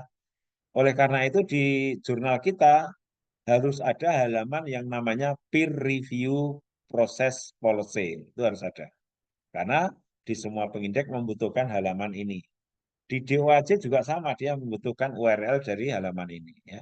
maka jurnal must provide ya readily accessible. Jadi harus ada halaman ini. Clear statement of the commitment to peer review and editorial oversight. Jadi kebijakan-kebijakan tentang bagaimana se apa ya seketat apa jurnal itu men-screening atau menelaah artikel yang disubmitkan ya. Kemudian kontak detail saya kira nggak ada masalah. Scholarly content ini terkait dengan eh, kualitas artikelnya. Jadi kualitas artikel kalau kita sudah mengikuti panduan yang di Arjuna kemarin ya, maka ya udah cukup ya kayak gitu. Baik Scopus, WOS maupun yang lainnya itu yang namanya kualitas artikel ya dengan cara yang seperti yang kemarin. Ini udah ya tadi ya, artikel title and artikel abstract in English. Namun kalau WOS itu bahasa Inggris full text-nya, artikel itu dia lebih strict ya dibanding Scopus. Kemudian reference should be in Roman, ya, bukan should be ini wajib ini must be ya, must be published ya. Roman itu adalah huruf Latin ya. Jadi seperti huruf yang kita baca ini. Tidak boleh pakai letter Arab, tidak boleh pakai letter Cina, tidak boleh letter Jepang. Jadi harus yang Roman script. Nah kalau papernya full text dalam bahasa Arab kayak di UIN gimana? Ya harus ada transliterasinya khusus untuk yang reference, gitu ya. Nah, kemudian kebahasaan ini penting juga timeline atau regularity ya ini saya kira udah jelas. Website functionality ini juga semua pengindeks sepakat mengikuti standar KOPE. Nah, kalau di pedoman Arjuna kemarin juga sudah mengikuti KOPE juga. Jadi itu ada di penilaian yang best practice itu ya, pemenuhan KOPE itu nilainya 2 poin ya kalau di akreditasi. Nah, maka ini harus ikut 20 klausul yang kemarin saya sampaikan ya tentang standar KOPE. Kemudian ada publication ethic ini harus ada ya. Kemudian editorial affiliation detail ya. Jadi autor maupun editor itu harus ada nama ya. Misalnya editor in chief, editor report, associate itu harus lengkap ya. Ada nama, afiliasi, ada negara ya. Nomor email saya kira nggak wajib ya. Tapi sebaiknya email ada. Jadi kadang-kadang Scopus itu mau mengontak yang bersangkutan ini ya di editorial board, apakah Anda memang bekerja di jurnal itu atau tidak. Maka email harus disediakan kalau email ya. Jadi nama, institusi afiliasi, country, sama email. Itu bagus lagi kalau dilengkapi. Misalnya profil ID di Scopus, profil ID di WOS, dan seterusnya. Author bagusnya juga sama ya. Harus ada kejelasan tentang nama dan asal institusinya. Nah, kemudian editorial board composition. Jadi kalau jurnal editorial evaluation ini nanti kalau ini tidak memenuhi biasanya embargo 2 tahun ya, ini at least 2 tahun. Editorial board composition. Tadi udah saya sampaikan ya tentang standar ya susunan dari editorial board termasuk nanti di mana yang diisikan di main handling editor. Jadi harus ada affiliation, geographical diversity, publication record ya ini harus ada.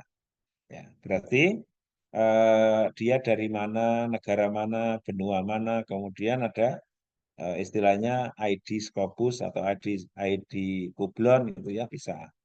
Itu sebagai publication record. Nah, kalau menurut Scopus disarankan editorial board itu kalau jurnal internasional ya itu antara 10 sampai 20 member. Tapi kalau hanya jurnal nasional itu mungkin 5 sampai 10 itu sudah cukup gitu ya. Tapi kalau mau jadi jurnal internasional, kalau menurut Scopus FAQ itu 10 sampai 20 ya. Kemudian ada validity of statement, misalnya ethical and plagiarism standard statement policy. Jadi mungkin ini akan jadi satu dengan publication etik tadi ya, kebijakannya ada di sana. Ya. Peer review policy ini juga diminta sama ya, konten relevan ya. Misalnya ini cakupan keilmuan ya kalau di jurnal akreditasi jurnal kita. Grant support detail ya. Ini tentang acknowledgement regarding the source of funding. Jadi di setiap artikel sebenarnya kalau UOS itu hampir mewajibkan harus jelas pemberi dananya. Jadi acknowledgement di dalam artikel itu seharusnya sangat direkomendasikan untuk diinformasikan. Terutama isinya apa? Acknowledgement itu isinya adalah ucapan terima kasih kepada pemberi dana. Ya, kontraknya nomor berapa gitu kan. Nah, jadi nama institusi pemberi dana plus nomor kontraknya itu bagus kalau itu bisa ada. Tapi kalau Scopus tidak begitu strict tentang grant support detail ini ya. Kemudian adherent to community standard. Jadi masing-masing kelompok bidang ilmu itu kan ada kekhasan masing-masing ya.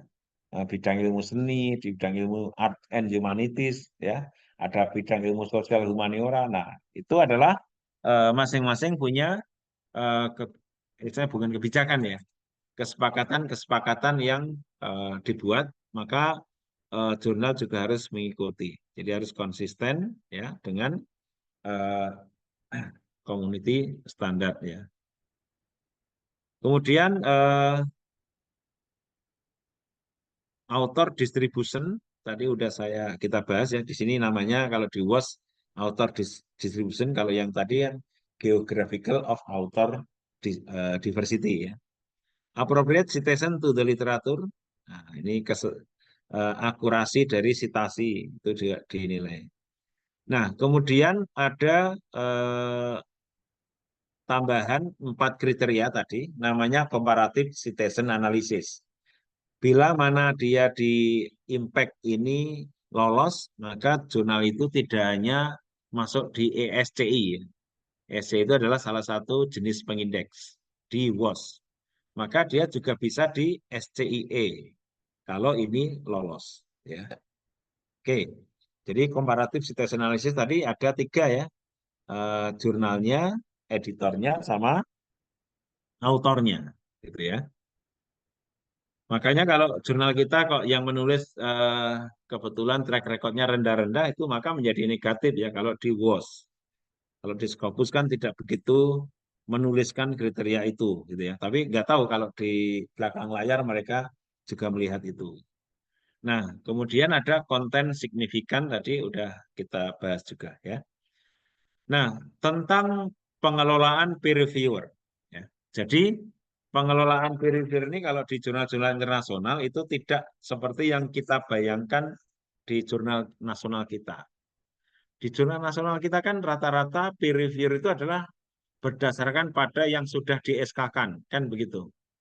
Karena rata-rata jurnal itu kan dari institusi atau lembaga kementerian gitu kan. Nah, modelnya kan itu pakai SK.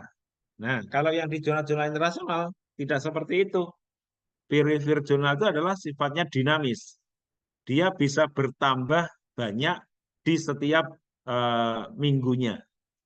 Ya, setiap kali ada orang submit, biasanya Elsevier itu bisa menambah potensi reviewer baru. Bahkan ketika kita submit ke suatu jurnal kan kita diminta suggest reviewer. Nah, maka reviewer itu dinamis, bukan dari SK baru bisa mereview, enggak begitu. Kalau kita kan terpola seperti itu. Nah, kalau di BCRC ya dinamis. Jadi setiap minggu itu nambah satu reviewer, nambah satu reviewer. Cari datanya dari mana? Dari Scopus gitu kan. Nah, itu adalah reviewer. Tapi kalau editorial buat itu tidak boleh setiap minggu berubah. Ya. Kalau editorial buat itu dievaluasinya adalah tiap 2-3 tahun sekali. Itu kalau saran dari Scopus. Ya.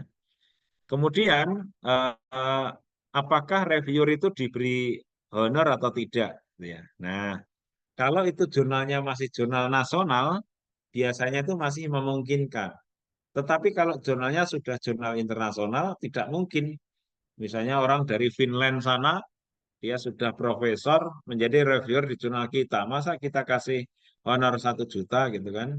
Kalau itu jadi euro menjadi berapa euro gitu. Nah, itu kan tidak menjadi tidak patut malahan. Sehingga kalau sudah menjadi jurnal internasional, maka peer reviewer itu tidak dibayar. Jadi apa dapatnya dia? Nah, itu bisa diberikan ucapan terima kasih dalam bentuk sertifikat seperti ini. Model-modelnya ya. Kalau Elsevier kan modelnya seperti ini.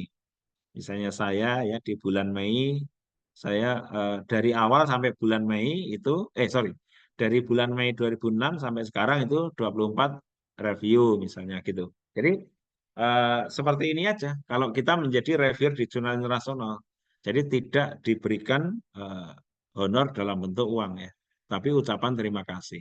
Tapi ini justru lebih berharga daripada uang, ya kan? Ini termasuk apa ya, reputasi gitu ya. Kalau kita atau recognize, kita kan di recognize oleh internasional sebagai reviewer gitu, ya. Oke. Cuma kalau itu dalam negeri rata-rata para peneliti kita kalau diundang review kan masih bayarannya piro iki kan masih begitu gitu kan orientasinya. Nah, kalau di jurnal internasional udah beda lagi gitu ya. Kemudian nama-nama yang menjadi yang sudah melakukan review saja yang ditambahkan di list of peer reviewer atau acknowledgement to reviewer. Jadi orang yang nggak pernah bekerja jangan dimasukkan sebagai di daftar reviewer di websitenya gitu.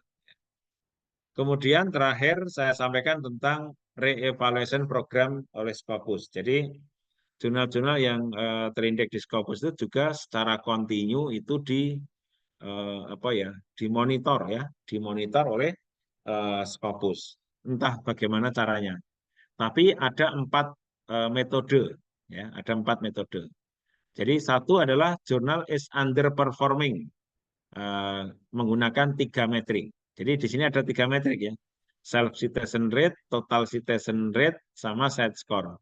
Jadi kalau 3 hal ini kok dia melenceng jauh dari tren di bidang ilmu itu, maka nanti menjadi indikator dia akan di reevaluasi. Jadi reevaluasi itu belum tentu di discontinue, tapi akan dievaluasi ulang, maksudnya gitu ya. Jadi misalnya suatu jurnal self citation-nya terlalu tinggi, nah itu bisa nanti reevaluasi. Atau total citasinya terlalu rendah, ya misalnya bidang ilmu teknik kimia kan trennya tinggi. Kenapa jurnal ini kok citasinya rendah-rendah? Maka itu bisa direevaluasi, ya. Atau lower set score-nya terlalu rendah, maka nanti bisa dikeluarkan. Yang kedua adalah publication concern. Ini dari pelaporan. Jadi kalau ada orang yang komplain ke jurnal kita yang sudah terindeks Scopus, nanti Scopus akan memverifikasi dan jika memang ada indikasi, itu bisa dilakukan reevaluasi. Kemudian radar. Nah, radar ini mereka punya sistem nih. Misalnya ada suatu jurnal, jumlah artikelnya tadinya hanya setahun itu 75, misalnya kok jadi 500. Maka itu akan terdeteksi di radar. Nah, itu berarti apa? Outlier. Nah, kalau outlier berarti nanti dia akan berpotensi untuk dilakukan reevaluasi. Tapi belum tentu di discontinue selama nanti justifikasi alasannya jelas. Ya. Yang terakhir adalah continuous curation. Ya. Mereka secara kontinu akan memonitor jurnal-jurnal yang sudah terindeks Scopus, ya, misalnya yang underperformance, kemudian melanggar publication standard concern, outlier, ya, mereka akan melakukan reevaluasi. Ya. Itu kira-kira yang bisa saya sampaikan ya. Di belakang ada panduan submit, tapi saya tidak akan sampaikan untuk di lampiran aja. Monggo jika ada pertanyaan dipersilahkan. Demikian Pak Dr. Maktum.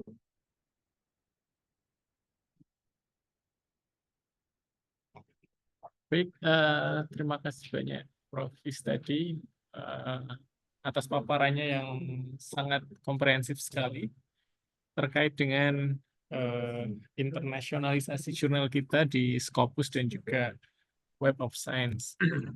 Jika diizinkan untuk mereview ulang materi yang disampaikan Prof. Istadi, bahwa beliau tadi menekankan bahwa sebetulnya panduan yang ada di Arjuna itu sudah didesain sedemikian rupa untuk bisa eh, kita mendapatkan standar seperti yang di diisyaratkan oleh Scopus dan juga Web of Science. Artinya kalau dari panduan di Arjuna kita mendapatkan skor yang tinggi, Sinta 2, Sinta 1, tadi sudah disampaikan bahwa eh, besar kemungkinan jurnal kita sudah layak untuk terindeks Scopus dan juga Science. Beliau tadi juga menekankan tentang kriteria kriteria minimum yang disyaratkan oleh Scopus, kemudian tentang editorial board yang juga harus menjaga policy-nya, konsepnya, sehingga menghasilkan jurnal-jurnal berkualitas tinggi, berkualitas baik, tidak harus yang sangat baik, asalkan konsisten dan cukup baik memberikan kontribusi terhadap ilmu pengetahuan itu cukup. Kemudian disampaikan juga yang kemarin juga disampaikan pada Arjuna tentang diversitas dari editor, kemudian dari autor, dan juga dari peer reviewer. Baik, mungkin itu Bapak Ibu dipersilahkan jika ada yang ingin bertanya kepada Prof. Istadi. Apabila Bapak Ibu punya kendala dalam pengelolaan jurnal dan punya rencana untuk bisa terindeks Scopus dan juga Web of Science, bisa disampaikan. Prof. izin menyampaikan pertanyaan dari kolom chat dari Bu Hani, beliau editor in chief-nya JFAC. Profesor, untuk advisory editorial board dari luar negeri yang boleh ditulis, apakah juga sudah bertugas? Apakah yang sudah bertugas saja? Iya. Ya, Ya, oke. monggo Prof. Jadi menurut Scopus, evaluasi dari posisi editorial board itu adalah 2-3 tahun sekali. Artinya dalam waktu 2 tahun itu kan sudah ditetapkan ya editorial board-nya ini gitu. Nah, sebenarnya kalau kita lihat di jurnal-jurnal internasional itu yang masuk di editorial board kan orang-orang top dalam bidang ilmu tertentu atau mbah-mbahnya ya, tokoh-tokohnya bidang ilmu, misalnya teknik kimia gitu kan. Apakah mereka juga aktif ya, misalnya di jurnal itu atau aktif atau tidak? Ini abu-abu ya, antara aktif dan tidak, karena mereka biasanya kan menjadi keynote speaker di mana-mana misalnya. Tapi kadang-kadang di luar negeri itu ada yang menggunakan sistemnya itu, misalnya profesor dia punya seorang postdoc yang bisa mewakilinya, misalnya gitu. Nah, sebenarnya dia on behalf dari itu. Ada juga yang editor sebagai editor in chief misalnya ya, editor jurnal. Kadang-kadang paling-paling yang mengerjakan itu adalah riset asistennya atau postdoc-nya ya. Namun selalu intensif ya, mungkin dia dengan profesornya akan komunikasi. Nah, pada nanti praktek-prakteknya seperti itu ya. Namun secara teori Scopus itu sebenarnya kalau nanti dia CFAC misalnya ya akan submit ke Scopus, kemudian ada nama-nama di editorial board. Nah, kan Scopus itu kan tidak bisa memeriksa apa dapur jurnal kita. Tapi kalau akreditasi jurnal kan akan memeriksa, ya kan? Karena kita harus memberikan login sebagai editor dari asesor, sehingga asesor bisa melihat apakah reviewer bekerja dengan benar-benar bekerja atau tidak. Itu kalau di akreditasi jurnal benar. Yang tidak bekerja kemarin kan tidak dianggap kan gitu kan. Nah, kalau Scopus mereka sifatnya masih gambling. Jadi kalau dia ada kecurigaan, maka dia baru akan secara random akan ngimil kepada yang bersangkutan. Contoh ya, ada suatu jurnal, editorial board-nya adalah orang top-top dalam bidang ilmu itu semua. Itu misalnya diambilin semua, asal pasang nama gitu.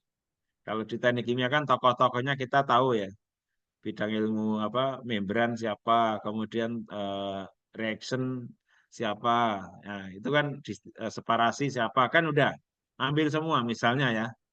Nah, eh, maka asal pasang nama misalnya. Scopus biasanya akan curiga gitu. Wah, apakah benar ya jurnal ini bisa merekrut orang-orang ini misalnya gitu. Mereka akan secara random bertanya, apakah benar Anda apa istilahnya diminta bekerja di jurnal ini?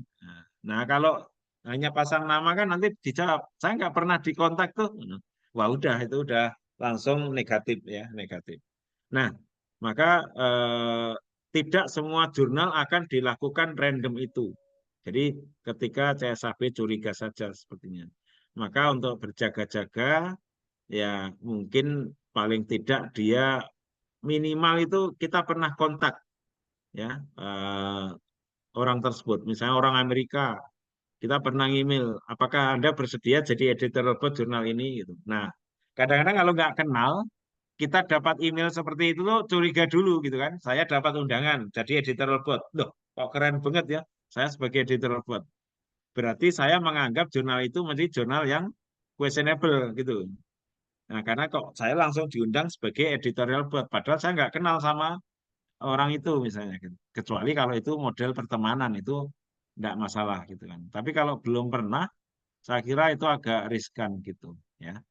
Saya kira begitu ya Bu, saya nggak bisa menjawab, oh itu pasti akan diano, nggak juga gitu ya. Dan mereka akan secara random ya.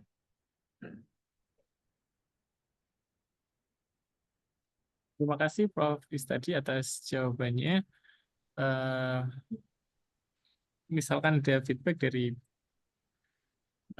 Bu Hani, monggo. Dan juga dipersilakan jika ada Bapak Ibu yang bertanya via kolom chat ataupun bisa langsung bertanya pada Prof. Istadi. Pertanyaan Pak. Oke.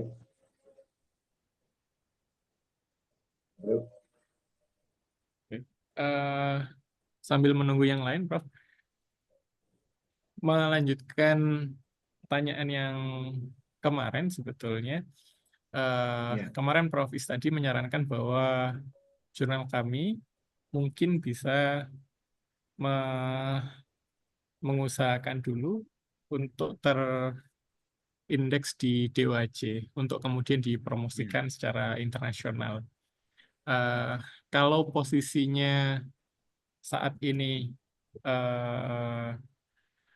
misalkan belum terindeks sama sekali Sinta ataupun DOAJ, untuk bisa mencapai ke Scopus itu tahapannya kira-kira butuh waktu berapa lama dan juga apakah penyiapannya juga berbeda-beda, Prof? Misalkan dari yang sebelumnya tidak terindeks DOAJ ataupun Sinta itu menyiapkan di bagian manajemennya 60% mungkin manajemen editorial jurnalnya. Kemudian kalau sudah terindeks nanti melengkapi yang 40% yang substansi dari artikelnya. Jadi lebih pada strategi, Prof. Dari yang awalnya tidak terindeks, terus stage yang pertama mungkin Sinta 3 misalkan. Dari Sinta 3 naik ke Sinta 2, terus baru bisa Scopus, atau bagaimana, Prof? Mungkin ada strategi seperti milestone begitu, Prof. Dari yang tidak Ya, sama sekali sampai ke ya. Baik. Jadi tadi kan sudah saya sampaikan kriterianya ya. Jadi eh, apa harus dicek ya masing-masing kriteria itu apakah sudah terpenuhi atau belum. Sebenarnya DOAJ itu kan tidak ada hubungannya sama Scopus, ya. Jadi kunci-kunci yang menjadi eh, apa ya highlight dari kriteria itu sebenarnya sudah kita bisa belajar dari jurnal-jurnal yang sudah ada. Dan itu tidak bisa juga disamakan antar bidang ilmu. Contoh ya, di bidang ilmu ekonomi walaupun sudah istilahnya top-top gitu, tetap tidak lolos. Artinya persaingan dalam bidang akuntansi atau ekonomi itu luar biasa. Artinya jurnal yang bagus-bagus itu banyak di luar negeri. Nah, itu juga pengaruh. Ada juga yang bidang ilmu tertentu kayak hukum itu kan tidak eh, dulu tidak begitu ramai. Sekarang dari Indonesia sudah 35-an lebih jurnal dari Indonesia yang diindeks Scopus di bidang ilmu hukum. Jadi bidang ilmu itu memang mungkin saat ini sedang memperkaya database tentang kasus-kasus hukum, ya, ilmu-ilmu hukum di Indonesia. Nah, sampai sekarang masih belum putus itu, Pak. Tapi dari bidang ilmu eh, agama, misalnya dulu juga inten sampai sekian berapa gitu, banyak sekali jurnal yang bidang ilmu agama dapat diindeks. Tapi sekarang udah berhenti lagi gitu. Jadi Scopus tergantung strateginya Scopus juga. Artinya tiap bidang ilmu nggak bisa disamakan, gitu. Tapi sebenarnya eh, kunci-kuncinya kita sudah tahu. Contoh, jurnal itu harus menunjukkan keluar biasaannya, gitu. Misalnya eh, suatu jurnal artikelnya ya biasa-biasa saja kualitasnya, misalnya ya nggak jelek tapi ya biasa. Tetapi penulis dari luar negerinya cukup banyak atau lebih banyak daripada penulis dari Indonesia. Oke, itu kan berarti satu kartu truf itu sudah dapat ya. Artinya international diversity-nya itu bagus. Tapi kemarin juga ada kasus kayak gitu ya dari mana jurnal dalam bidang farmasi. Sorry, dalam bidang kedokteran gigi. Dulu dikomentari tentang diversity author. Lah setelah ada penulis dari Turki, ternyata lah kok Turki gitu. Nah, maka banyak dari Turki. Nah, artinya harusnya kan antar benua itu juga menjadi apa penting untuk menjadi concern. Nah, misalnya harus ada penulis dari luar negeri. Kok sebagian besar dari Malaysia, Indonesianya dikit. Lah kok Malaysianya banyak? Nah, itu menjadi pertanyaan. Juga ada kesesuaian antara diversity editorial board dengan distribusi asal penulis. Itu dulu Scopus pernah menyampaikan, loh ini ada editorial board dari eh, Belanda misalnya. Tapi kok nggak ada artikel-artikel dari Belanda, nggak ada artikel dari Eropa. Nah, itu menjadi aneh juga. Artinya, kalau ada editorial board dari Belanda, tapi nggak ada artikel dari Belanda, berarti kan orang itu nggak bekerja dengan baik. Seharusnya kan dia menjadi dutanya jurnal itu di negara sana kan gitu kan. Nah, jadi seperti itu Pak. Jadi kalau saya sih feelingnya ya harus ada dua kartu truf Pak untuk bisa dipertimbangkan. Kalau hanya satu truf nggak bisa. Misalnya diversity autornya bagus, ya kan? Kemudian apa citasinya rendah, ah itu belum bisa. Nah, sebaliknya kayak di Teknik Kimia Undip ya, jurnal reaktor itu citasinya udah 400 lebih, tapi artikelnya terlalu spread kualitasnya. Nggak bisa di embargo 2 tahun. Gitu. Nah, maka paling tidak kita pegang dua kartu truf ya. Misalnya editor bot kan itu bisa dikondisikan Pak tadi kan. Kita tinggal kontak orangnya, namanya masuk gitu kan. Kalau reviewer kan tidak diperhitungkan. Maka saran saya, reviewer dari luar negeri yang rajin itu di invite jadi editor bot. Itu saran saya kan. Nah, jadi posisinya nanti walaupun dia pekerjaannya tetap mereview naskah, tapi dia di editor bot. Maka harus ada dua Pak, paling enggak Pak. Ya, misalnya jumlah artikel yang terlalu sedikit juga menjadi negatif, gitu kan. Nah, jadi editor botnya orang top-top, kemudian penulisnya dari luar negerinya banyak. Nah, itu mungkin masih bisa dipertimbangkan Pak, selama citasinya tidak terlalu rendah, ya kan? Atau citasinya tinggi, penulisnya dari luar negerinya banyak, itu potensi untuk dapat diterima. Walaupun editor robotnya tadi sebenarnya tidak terlalu efektif yang dari luar negeri, misalnya gitu. Jadi paling enggak kalau feeling saya itu ada 2 kriteria yang unggulan, itu baru bisa diterima di Scopus. Nah, tinggal jurnal itu berapa lama sih suatu jurnal bisa mencapai itu, ya tergantung jurnalnya. Mau kerja cepat atau tidak. Yang tidak bisa cepat itu adalah citasi. Makanya kalau orang yang jurnal yang citasinya masih rendah, Pak, itu embargonya bisa 4 tahun. Misalnya suatu jurnal citasinya baru 5, teknik kimia ya, teknik kimia baru 5, submit ke Scopus. Itu bisa embargonya 4 tahun. Karena apa? Asumsinya kamu memerlukan waktu 4 tahun tuh untuk citasimu supaya selevel dengan jurnal-jurnal teknik kimia lainnya. Nah, itu kayak gitu. Nah, sehingga eh, apa ya? Ada bukan dualisme. Kalau saya summit awal, saya nanti kena embargo 4 tahun, ya kan? 4 tahun itu benar-benar nggak bisa bergeser sedetik pun, Pak. Sebelum detik akhir itu terlewati, nggak bisa. Itu nggak bisa dikomplain, nggak bisa, ya. Nah, tapi kalau saya nggak summit-summit, saya kan nggak tahu kurangnya apa nih, gitu kan. Nah, maka kalau bisa ya usahakan hampir semua bagus dulu, baru nanti submit. Karena ancamannya kan embargo itu, Pak. Kalau kena-kena yang 2 tahun itu masih mending, Pak. Kalau yang 4 tahun, ada yang 5 tahun loh. Ada yang 4 tahun. Nah, gitu, Pak.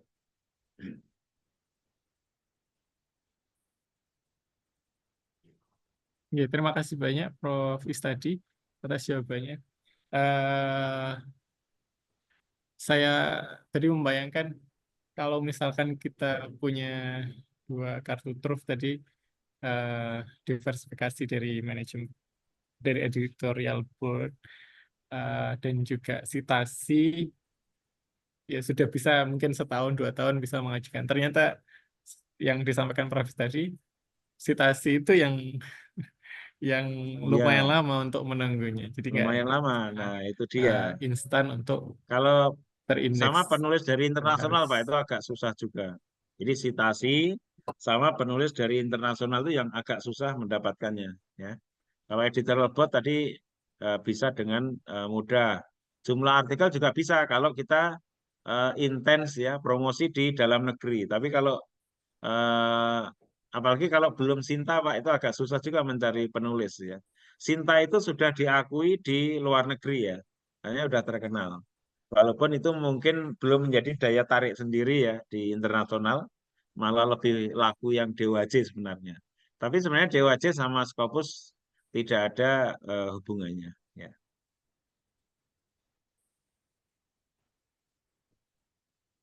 Oke. Ya, Prof. Ada pertanyaan, Prof, dari Pak Yuryanto.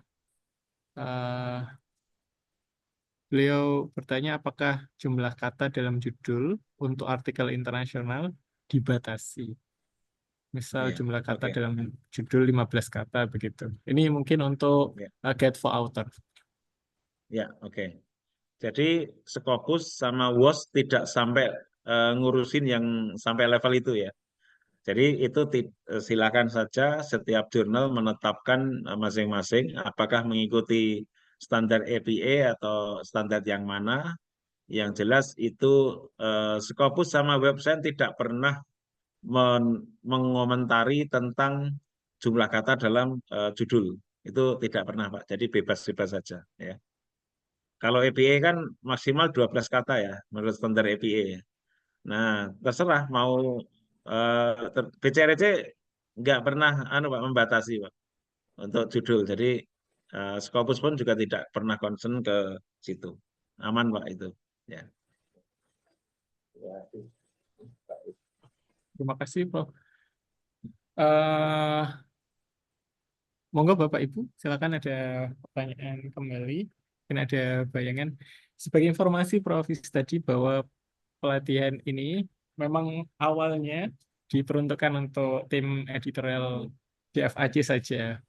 Hanya saja Iya. saran dari editor in chief Bu Hani untuk kemudian Mm. dibuat terbuka untuk umum karena di ITS sendiri mungkin masih sangat terbatas untuk jurnal yang terindeks Scopus dan Iya. Web of Science. Oke. Jadi mungkin bisa Paham. terinspirasi dari Undip Ya. untuk menggiatkan eh, jurnalnya bisa terindeks, internasionalisasi jurnal. Oke. Terkait Ya. peserta pelatihan sendiri di sini, untuk hari pertama kemarin ada 60 lebih orang yang mengikuti Mm.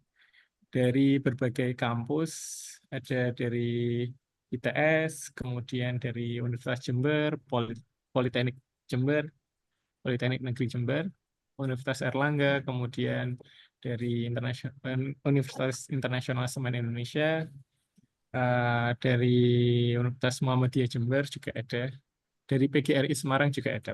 Jadi banyak Ya. sekali yang ingin menimba ilmu terkait dengan pengelolaan jurnal ini. Dan juga tadi Alhamdulillah. sempat berdiskusi dengan Prof. Arif Wijaya. Saya Ya.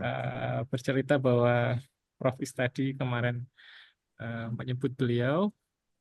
Ya, beliau menitipkan salam pada Prof. Istadi.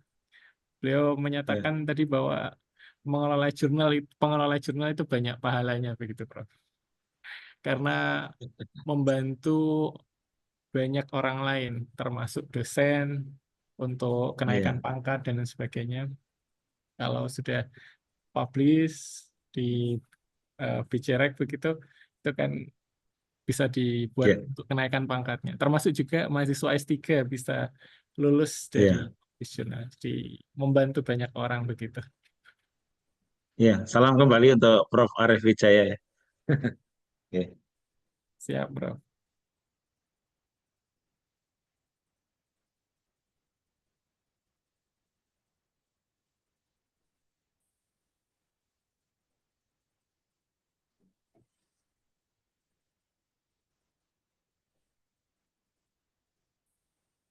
Suaranya mati ya. Oke. Monggo Bapak Ibu, ada pertanyaan lagi pada Prof. tadi? Jika tidak ada, eh, mungkin Bapak Ibu nantinya bisa mereview kembali materi yang sudah disampaikan Prof. tadi, baik dari PPT yang beliau sampaikan, ada dua di hari kemarin dan hari ini. Linknya nanti kami akan bagi jika ada yang terlewat begitu. Eh, Kemudian termasuk juga rekaman Zoom-nya bisa Bapak Ibu putar kembali untuk persiapan akreditasi jurnalnya. Kalau materi yang pertama kemarin untuk yang jurnal terindeks Sinta, untuk indeksasi di Sinta, kemudian untuk yang hari ini ke Scopus dan Web of Science. Karena kita dibatasi oleh waktu, maksimal jam 3, eh, mungkin bisa kita cukupkan, Prof, untuk pembahasan Oke. pengelolaan jurnal untuk internasionalisasi di Scopus dan Web of Science. Kami sampaikan apresiasi yang setinggi-tingginya pada Prof. Istadi atas banyak ilmu yang diberikan pada kami, arahan, bimbingan, agar eh, jurnal kami bisa nantinya mengikuti jejak BCRC, BREC. Amin. Ya. Amin. Saya seringnya menyebutnya BCREC gitu, Bro. Ya, Biar enggak apa-apa. mohon maaf. Ya. Eh, Bisa mengikuti jurnal BCREC dan semoga ini bisa dinilai sebagai pahala ya, Prof. Eh, Bisa Amin. Ya. menyebarluaskan Semoga bermanfaat ya. ilmu pengetahuan. Ya. Mungkin ada sepatah dua patah terakhir dari dua sepatah dua patah kata terakhir dari Prof. Is tadi. Ya. Eh, Teman-teman ya, satu tip lagi, masing-masing bidang ilmu biasanya kan punya apa ya, mbahnya jurnal yang bidang ilmu yang menjadi acuan ya di Elsevier, Taylor and Francis ataupun di Springer ya. Nah, sering-seringlah jalan-jalan ke Eropa atau ke Amerika yang menjadi kiblatnya tadi. Nah, disitulah nanti akan dapat banyak inspirasi atau belajar dari sana. Karena sebenarnya ilmu jurnal itu kan tidak ada bukunya, tidak ada teorinya. Semuanya adalah best practice. Maka kita harus sering-sering berkunjung ya ke jurnal-jurnal yang menjadi kiblat atau acuan di dalam pengelolaan jurnal ke arah internasional atau ke arah terakreditasi di Sinta gitu. Gitu Pak.